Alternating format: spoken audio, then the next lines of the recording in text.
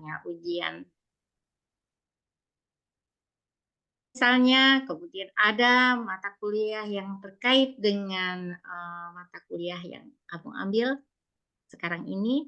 Nah, jangan lupa nyebut mata kuliahnya dan dosennya, ya. Iya, Bu. Jadi nanti kalau kamu ujian meja hijau itu bukan hanya sekedar ujian yang skripsi yang kamu kerjakan, tapi komprehensif, artinya terkait apa namanya ilmu pengetahuan yang telah Anda dapatkan selama Anda kuliah. Berarti Anda harus tahu gitu nama mata kuliahnya, dosennya, kemudian kira-kira isinya apa sih mata kuliah tingkah laku manusia dan lingkungan sosial. Banyak mahasiswa yang lupa gitu mata kuliah tingkah laku dan tingkah laku manusia dan lingkungan sosial karena panjang dia judulnya kan. Nah, tapi ingatlah sama saya, Ibu berlihat yang cantik ini ya. Oke? Sekarang saya karena belum kenal Anda, nanti kita kenalan pas tatap muka aja ya. Yang saya kenal hanya sekarang adalah Sultan rumah saya ya, terkait dengan absen juga Iya, yang ada di Bu. pikiran. Perkuliahan ini adalah terdiri dari 16 mata kuliah, 16 pertemuan. Nah, di kelas A dan B, pertemuan 1 sampai dengan 8 adalah saya yang mengampu. Kemudian setelah 9 sampai dengan 16 sampai dengan UAS adalah Prof. Risnawati Sinulingga. Ya, jadi capaian pembelajaran di sini adalah ini kan ditujukan untuk semester berapa ya di kurikulum FOB. Dia masuk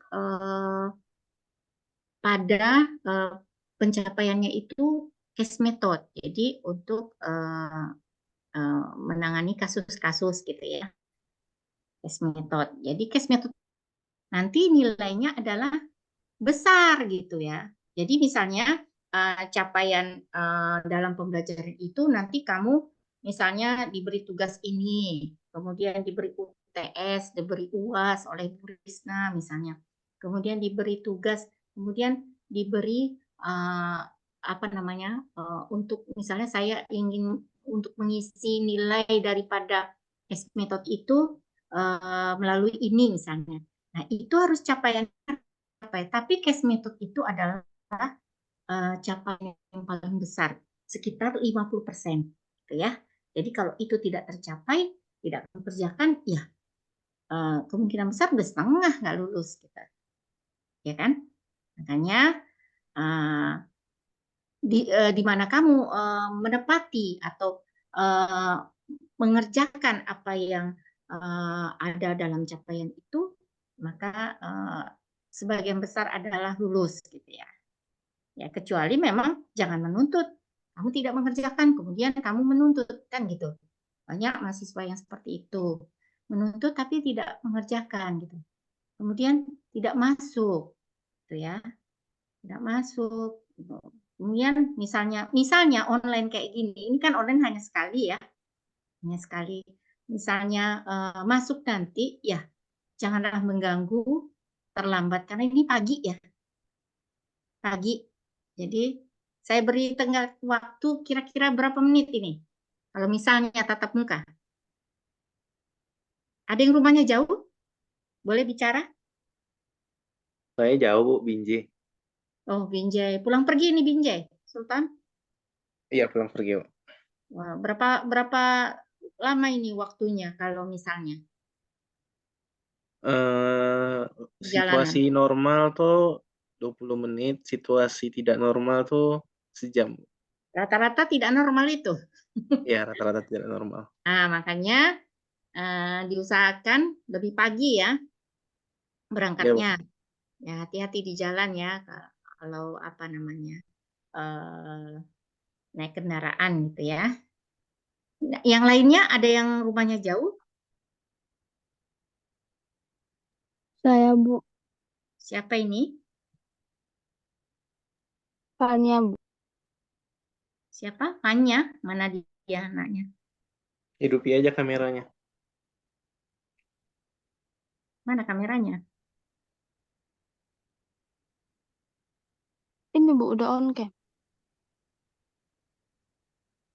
Bentar, kok saya nggak nampak. Nggak Saya nampak pin, saya. Bu. Saya pin. Oke, Bu, udah. Mungkin karena saya gambarnya kecil nih, samping karena buka ini.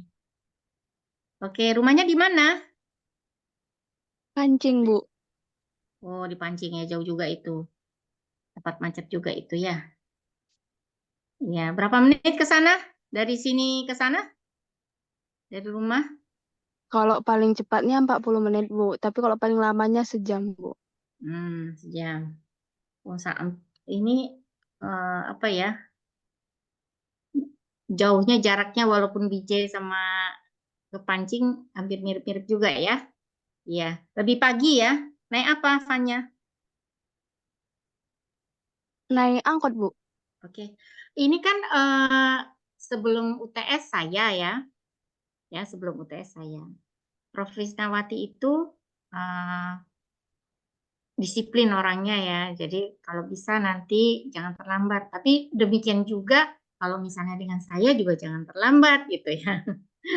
Karena pagi konsekuensinya ya seperti itu gitu. Kita dapat jam pagi, konsekuensinya adalah ya kita masuk kalau bisa tepat waktu gitu ya. 15 menit kita tunggu sekitar 20 menit atau 25 menit kita tutup kelas, nggak boleh masuk ya. Ya. Oke. Oke, Bu. Mata kuliah ini kira-kira apa yang tergambar oleh Anda?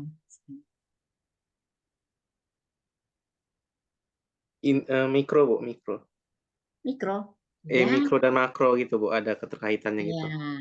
Mikro dan makro. Jadi sebetulnya mata kuliah ini eh, nyerempet-nyerempet dengan mata kuliah dengan apa ya, psikologi ya gitu.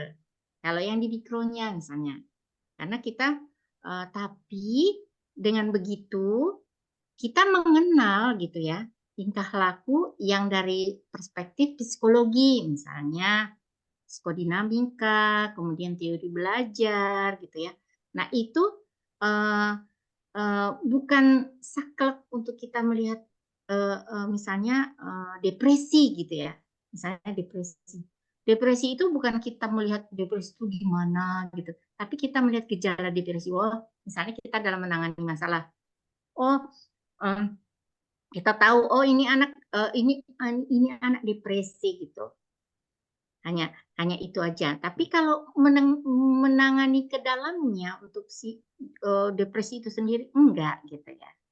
Makanya dalam mata kuliah ini nanti kita mempelajari tentang tingkah laku manusia dan lingkungan sosial.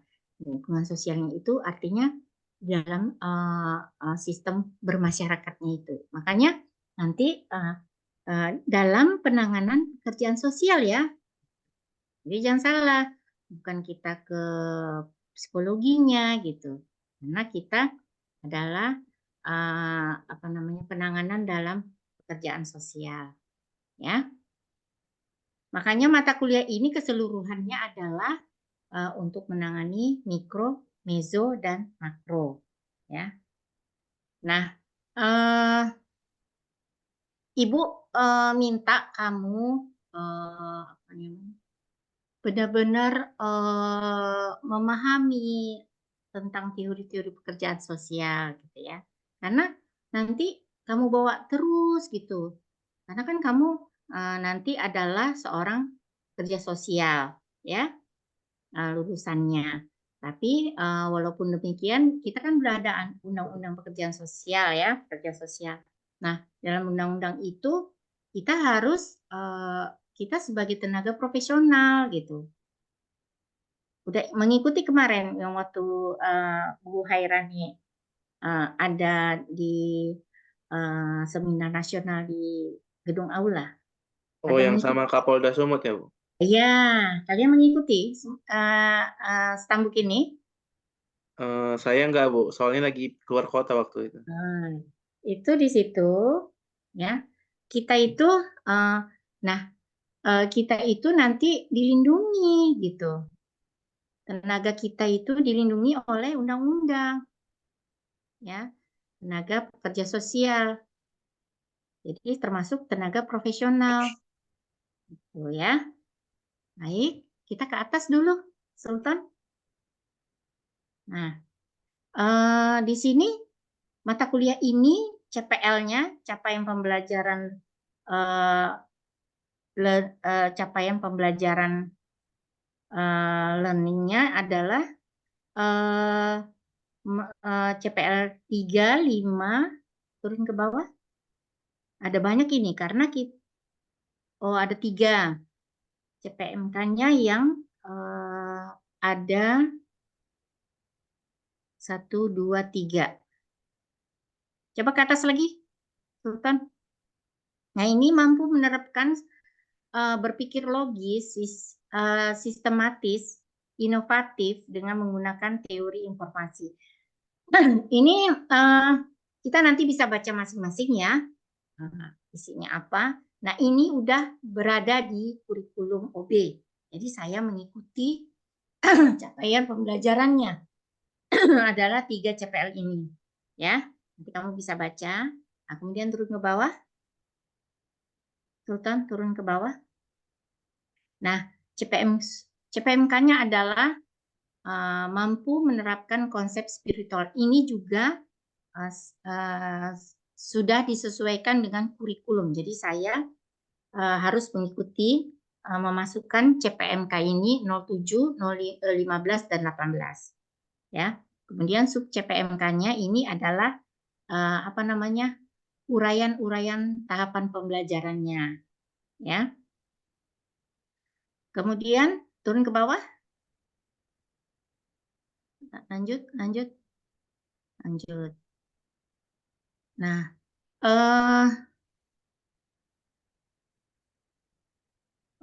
ini buku-bukunya, ya.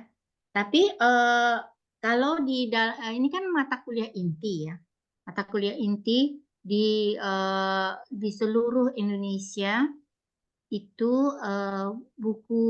buku saktinya untuk mata kuliah ini adalah Malcolm Payne. Ada bukunya ya, bentar ya. Istilahnya buku itu adalah buku yang bentar ya.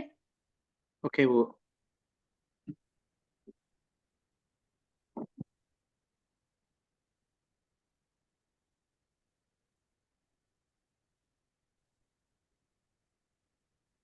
Punya buku ini?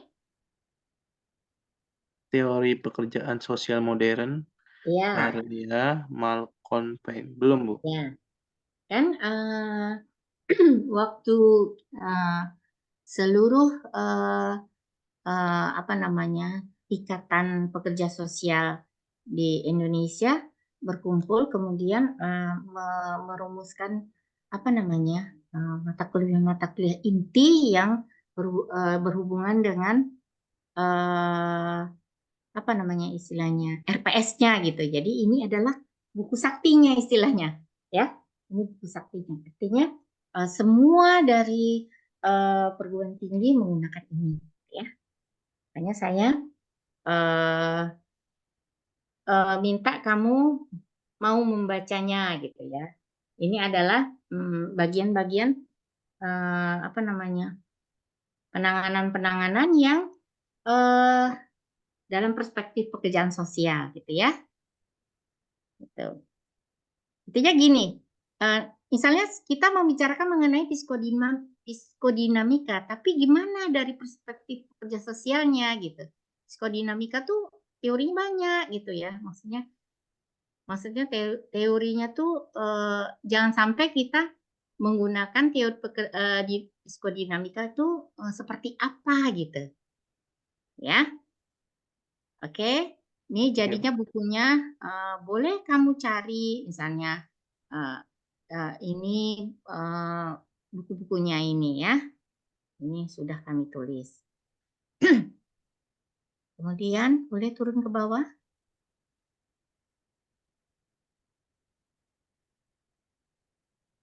Oke.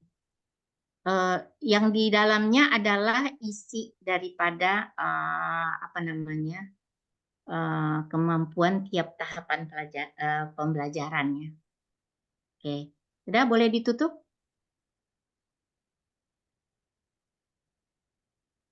Stop share, Bu, maksudnya. Ya, stop share ya. Oke. Kira-kira tingkah laku manusia dan lingkungan sosial. Manusia itu siapa sih? Saya tanya. Sebelum ke tingkah laku gitu ya. Manusia itu produk Tuhan, Bu. Manusia adalah itu produk Tuhan. makhluk Tuhan. Jangan produk lah. Oke. Manusia adalah makhluk Tuhan. Oke. Nah, apa lagi? Makhluk hidup, Bu. Makhluk hidup. Oke. Apa lagi? Makhluk sosial, Bu. Makhluk sosial. Oke. Apa lagi?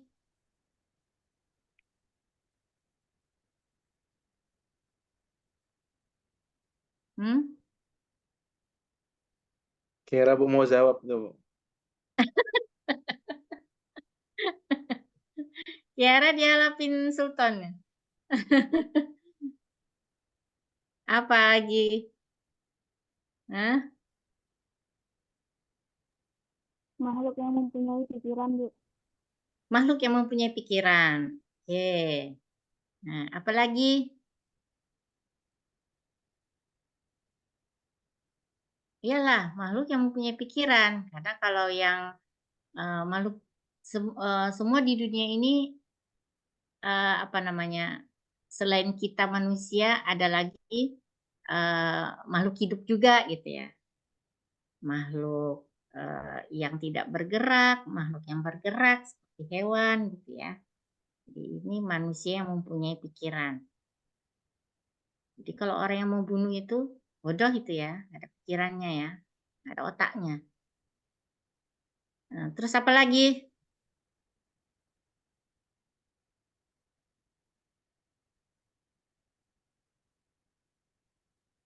Apa lagi? Apa?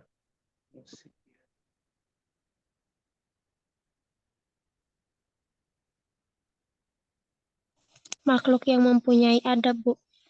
Adab. Oke, mempunyai adab, mempunyai adab ya, mempunyai kebudayaan. Apa lagi?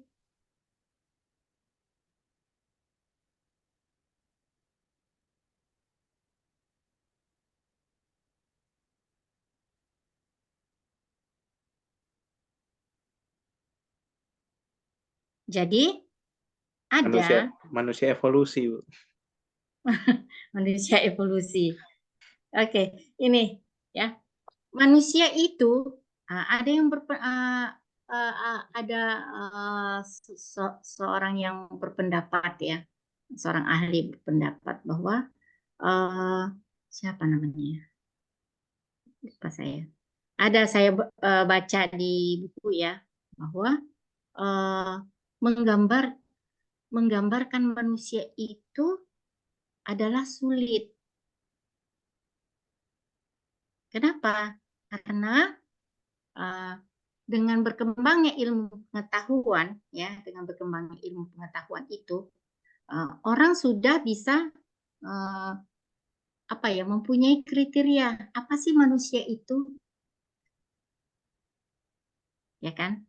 Jadi lebih susah kita menggambarkan, lebih susah. Jadi manusia itu untuk menggambarkannya itu sudah sulit gitu ya. Beda kalau kita misalnya, kita menggambarkan misalnya setan gitu. Kalau setan kita bisa sembarangan menggambarkannya karena dia abstrak gitu ya. Abstrak dalam arti dia berubah-ubah, nggak bisa kita bikin kriteria. Sedangkan manusia gitu sudah ada sudah ada ilmu pengetahuan yang bisa mengkriteriakan ini loh manusia, ciri-ciri manusia. Manusia adalah makhluk sosial, manusia mempunyai pikiran, kemudian manusia adalah nomor satu, manusia adalah makhluk Tuhan ya. Manusia adalah makhluk yang tidak dapat berdiri sendiri. Makanya ada yang berpendapat bahwa manusia itu adalah tidak bisa hidup dengan tidak bisa hidup sendiri, harus bersosial, ya. Nah itu karena sudah ada kriterianya, sehingga dikatakan bahwa menggambarkan manusia itu sulit, sulit gitu ya. Sedangkan kalau kita menggambarkan yang abstrak seperti setan gitu ya, itu gampang. Karena misalnya Nesya menggambarkan setan seperti ini gitu ya. Saya menggambarkan setan seperti ini. Jadi setan tuh seperti apa ya gitu. Nggak ada yang tahu. Asal-asalan aja gitu. Nah, asal-asalan aja. Ya. Bisa saja semua orang seluruh dunia ini menggambarkan setan tuh seperti apa gitu. Ada yang melihatnya itu seperti bertanduk, ada yang bla bla bla bla gitu ya.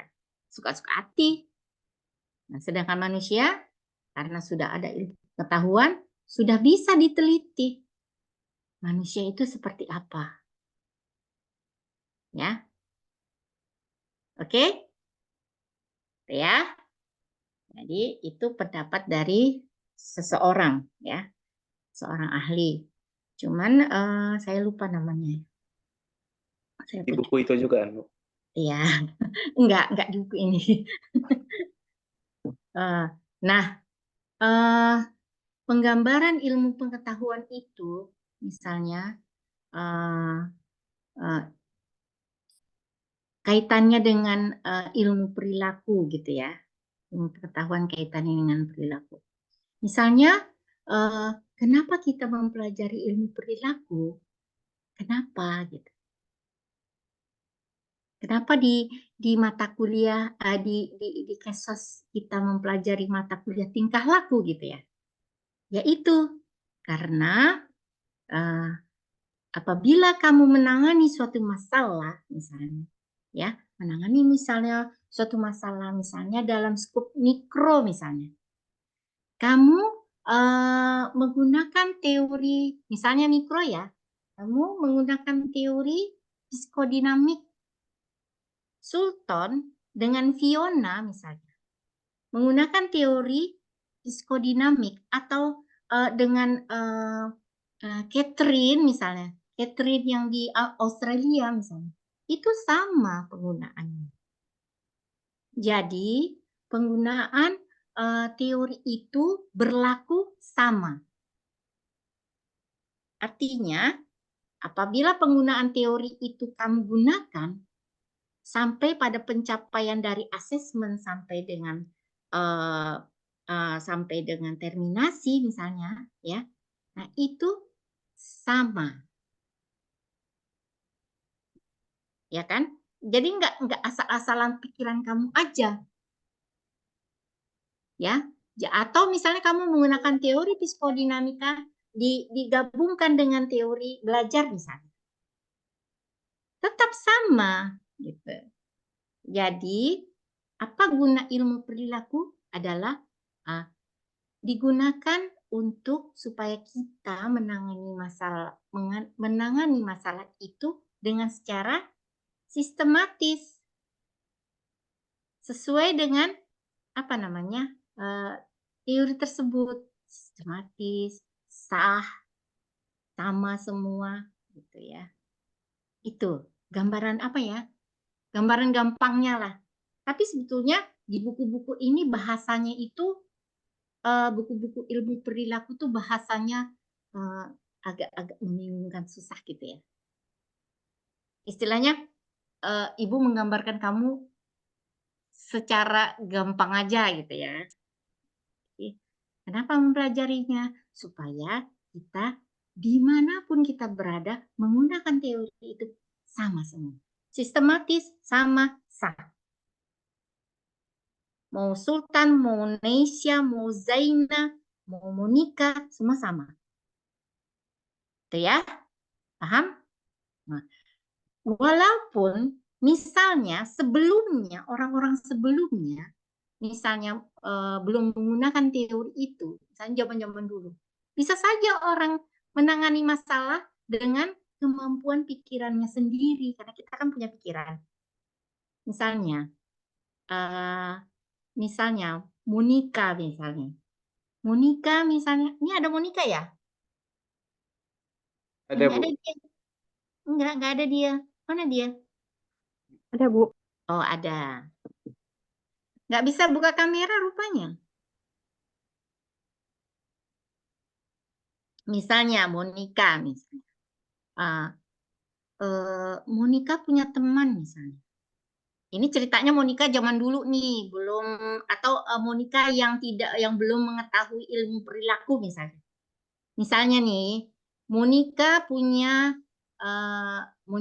adalah seorang yang belum mempunyai pengetahuan tentang perilaku. Kemudian Monica punya teman, misalnya Irena, Trifosa Irena, namanya lucu ini. Trifosa Irena ini teman kamu dekat, misalnya. Ya, nah, teman kamu dekat itu Trifosa ini punya masalah. Kemudian si Monica ini memberikan apa namanya? Memberikan solusi, misalnya pemecahan masalah terhadap apa yang dirasakan oleh Trifosa gitu. Karena Trifosa curhat sama Monica. Dan masalah yang dipecahkan Monica ini bisa gitu ya. Bisa, itu pun bisa.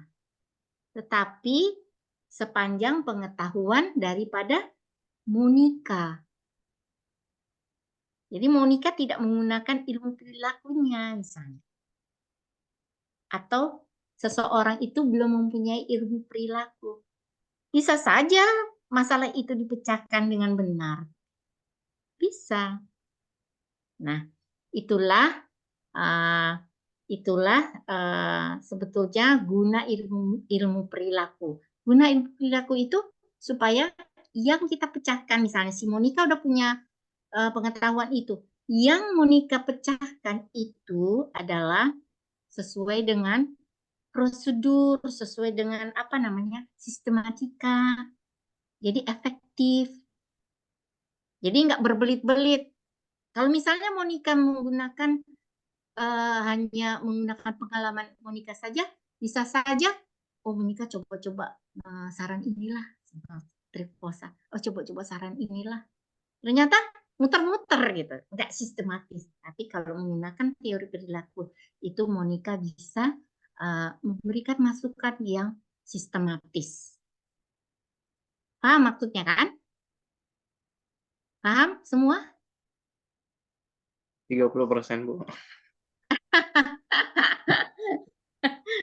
Artinya gini, guna ilmu perilaku itu, apa yang kita pelajari itu nanti kita pakai misalnya. Kita pakai misalnya Monica, si Trifosa ini punya masalah tentang misalnya tentang apa ya, yang sekarang, yang dihadapi sekarang, yang perilakunya harus diubah sekarang juga, yang harus diubah nih. Nah itu kita menggunakan teori apa? Nah si Monica merasa, oh teori ini nih cocok untuk Trifosa. Jadi langsung dia mengena. Langsung dia diberi perlakuan yang ini. Tapi kalau yang tidak menggunakan teori, itu misalnya, cobalah pakai yang ini. Cobalah pakai pengalaman saya yang dulu ini, kayaknya bisa ini ke Trifosa. Ternyata tidak gitu. Jadi berbelit-belit, ngerti kan? Kalau yang menggunakan, yang tidak menggunakan ilmu perilaku. Paham gitu kan? Jangan kau bilang lagi 30%, Abdillah.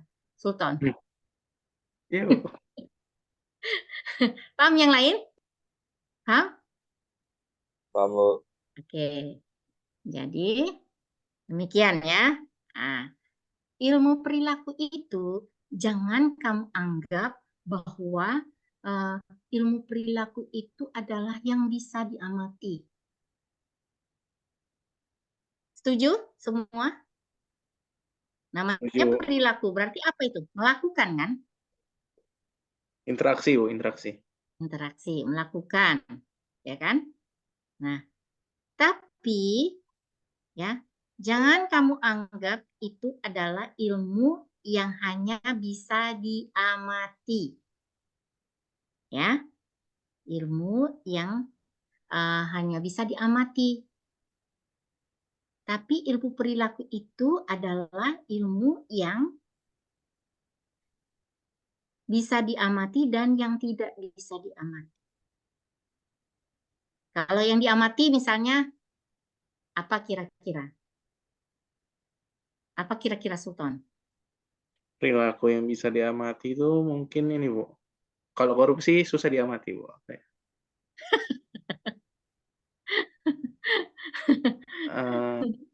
Pencurian, Bu. Pencurian. Pencurian. Ada buktinya ya? Ada. Pencurian. Oke. Nah, kalau yang tidak bisa diamati itu kira-kira apa?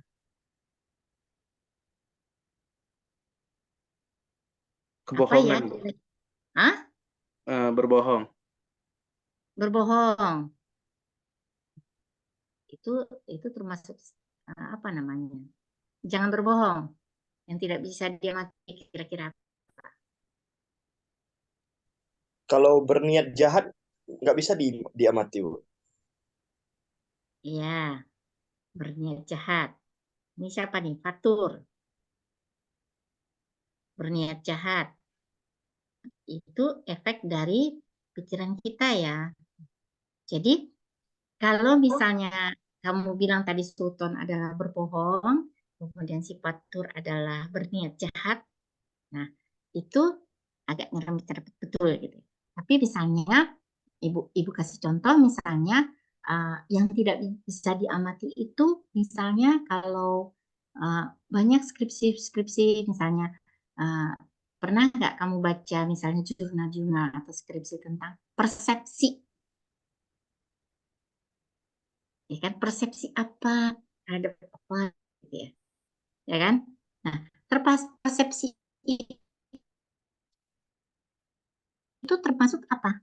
Termasuk perilaku yang tidak bisa diamati. Persepsi kamu misalnya, persepsi kamu pada sekelompok masyarakat di desa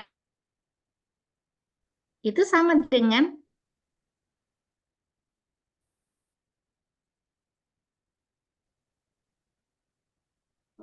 Fatur bilang tadi apa?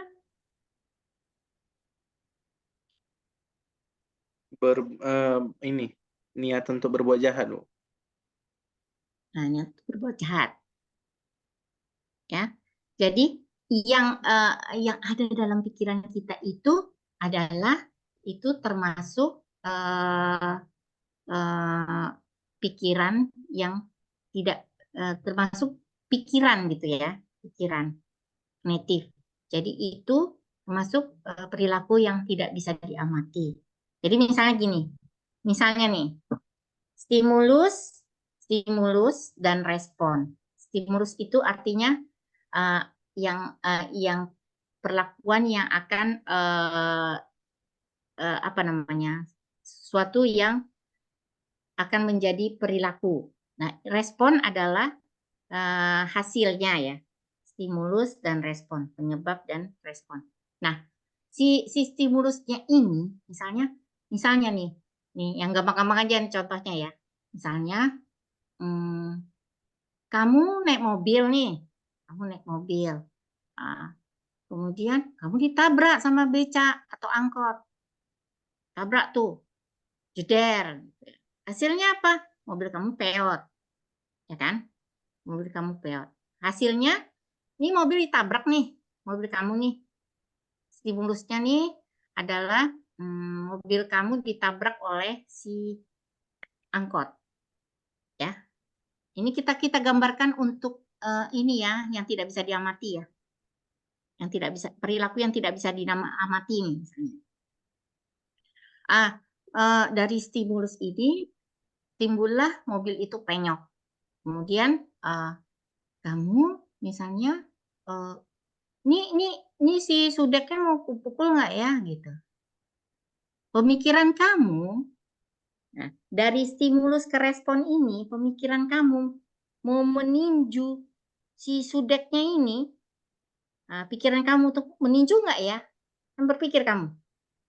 Itu pikiran kamu, kognitif namanya. Nah, antara stimulus dan respon itu ada kognitif. Nah, kognitif itulah yang kalau dalam perilaku nanti bisa diubah. Kalau dalam ini ya, ilmu perilaku ya, itu bisa diubah. Antara stimulus dengan respon, di tengah-tengahnya ada kognitif. Nah, itulah nanti perilaku yang tidak bisa diamati. Tapi bisa diberi ubah perlakuan. Jadi si kognitifnya ini, gitu ya, si kognitifnya ini. Ini mau kutinju nggak ya si tukang sudeknya ini buat mobilku peot gitu ya kan? Mau kutinju nggak ya? Pemikiran itulah yang di tengah-tengah. Paham kan? Kalau responnya apa? Responnya yang bisa diamati, mobilku peot, gitu. Ditabrak sudek, gitu. Paham kan? Sampai di sini paham? Paham, Bu. Makanya nanti kita mempelajari tentang ada teori kognitif, kemudian ada teori yang bisa diamati, kayak teori belajar. Teori belajar nanti ya, termasuk bagian dari psikologi juga itu ya. Teori psikologi. Jadi dalamnya nanti ada teori kognitif, ada teori belajar, kemudian ada teori modeling, gitu ya. Nanti kita mempelajari itu. Itu untuk yang skup mikro. Nah, skup untuk kelompok ya kita mempelajari tentang penanganan masalah-masalah di kelompok.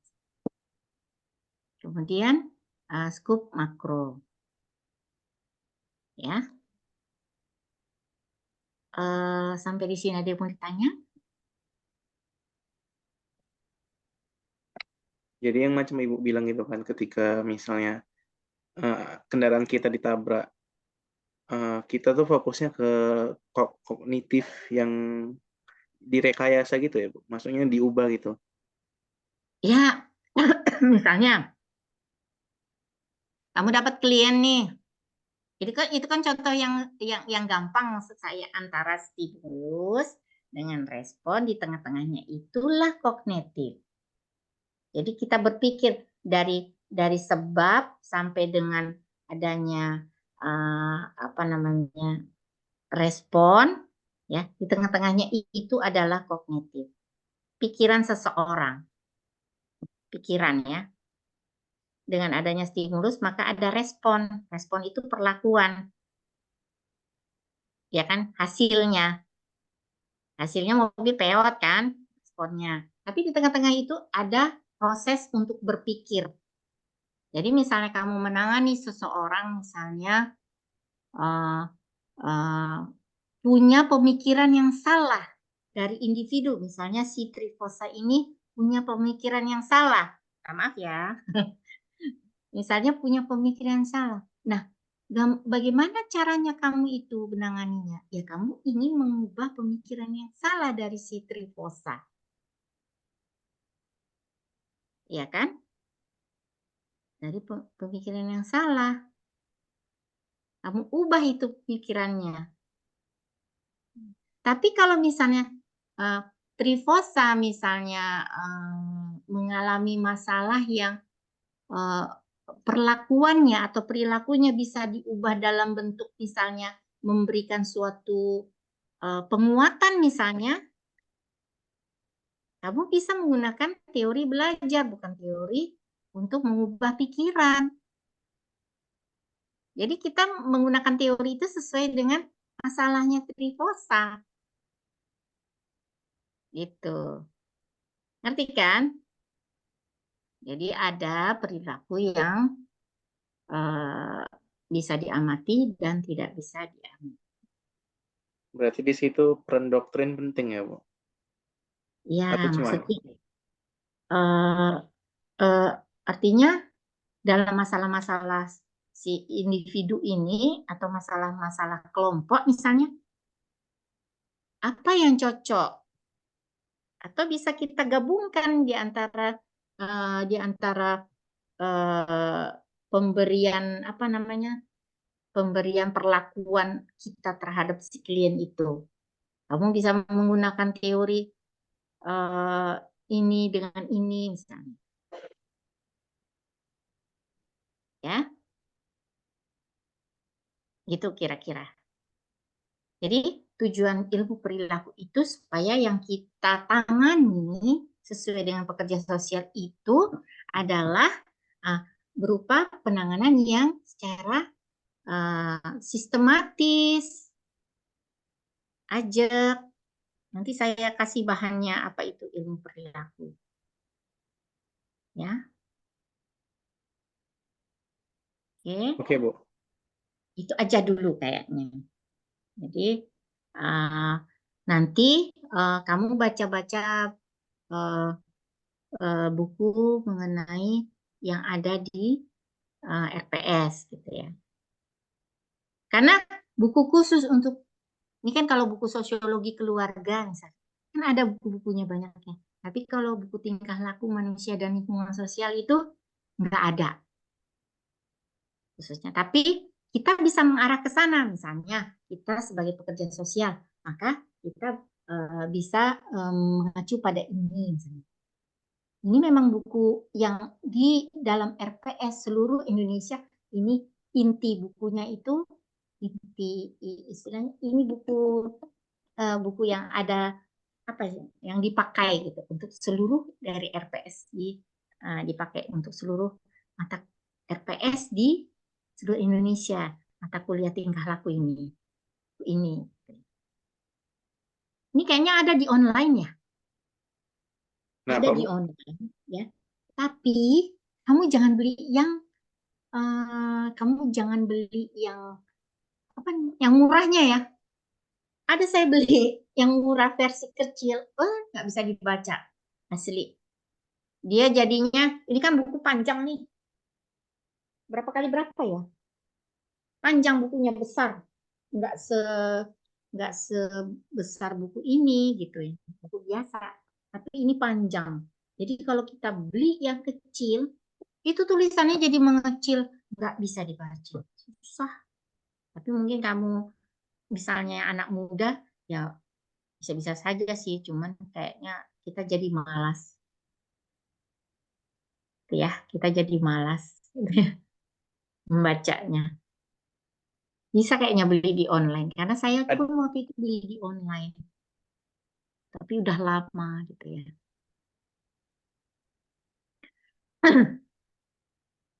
Baik, ada yang mau ditanya? Di online pun juga banyak, Bu. Iya, banyak buku-buku online sekarang. Karena buku itu harganya seram-seram kali. Iya, padahal sebetulnya dengan buku lah kita enak daripada dengan apa namanya internet ya. Misalnya kita baca buku di internet gitu ya. Kita beli di buku di internet gitu ya. Capek mata kita. Kalau yang sudah tua itu lebih enak yang manual-manual gini gitu ya. Walaupun nyemak di rumah tapi enak gitu. Kalau bacanya dari handphone sakit mata memang, Bu. Sakit berair saya langsung matanya berair. Apalagi Bu Tuti. Bu Tuti itu lebih tua, dia udah tua ya, jadi matanya lebih apa dia minta hard copy selalu, bukan soft copy. Kalau saya masih agak setengah-setengah, tapi kadang-kadang terakhir saya minta hard copy gitu kalau skripsi ya. Walaupun kadang-kadang saya kasihan juga, ya udah soft copy-nya kirim ke email. Tapi kalau udah pokoknya udah sampai semhas terakhir, nah saya minta hard copy. Gitu ya.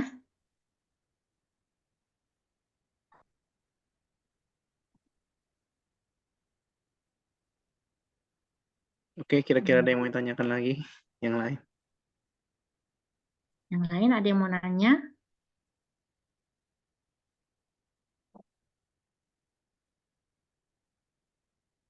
Pas kayaknya, Bu.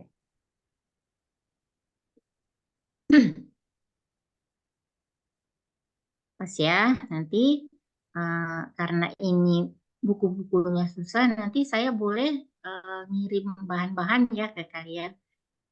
Artinya gini, karena mata kuliah ini susah, kalau misalnya sosiologi keluarga kan banyak, jadi saya nggak perlu apa namanya ngasih bahan-bahan gitu. Tapi kalau ini kayaknya agak-agak perlu memberikan bahan-bahan gitu ya pada kalian, ya.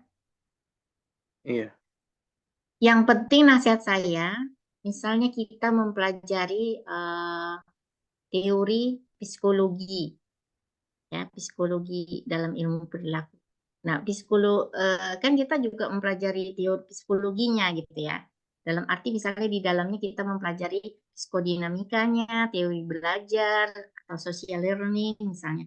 Kemudian misalnya kita mempelajari apa namanya modeling misalnya. Nah, itu kita mempelajarinya dalam perspektif untuk penanganan dalam apa namanya kerja sosial gitu ya, bukan psikologinya gitu, tidak.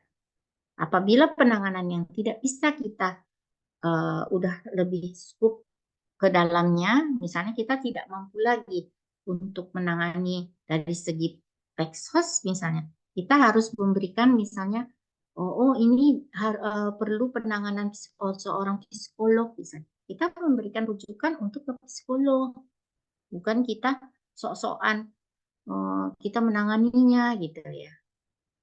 Jadi disesuaikan gitu. Misalnya si individu itu perlu ke psikolog, ya ke psikolog kita beri rujukan, bukan kita menanganinya sendiri. Gitu. Karena udah bukan ranah kita, ya. Itu saja pesan Ibu. Itu kira-kira ya. Coba di screenshot, boleh? Oke, Bu. Yang on cam lah, weh. Biar cantik dia. Ya, on cam.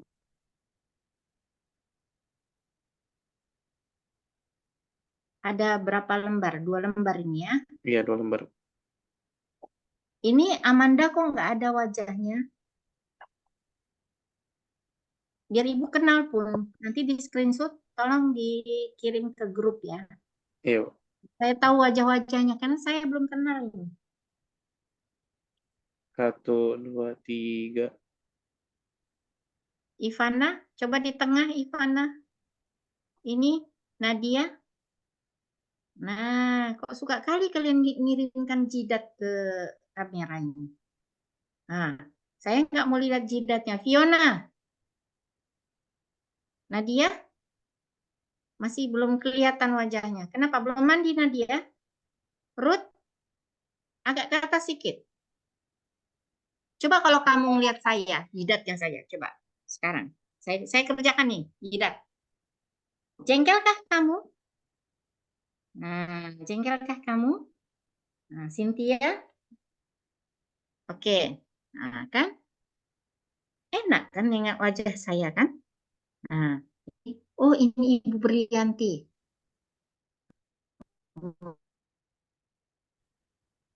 Sultan? Oke.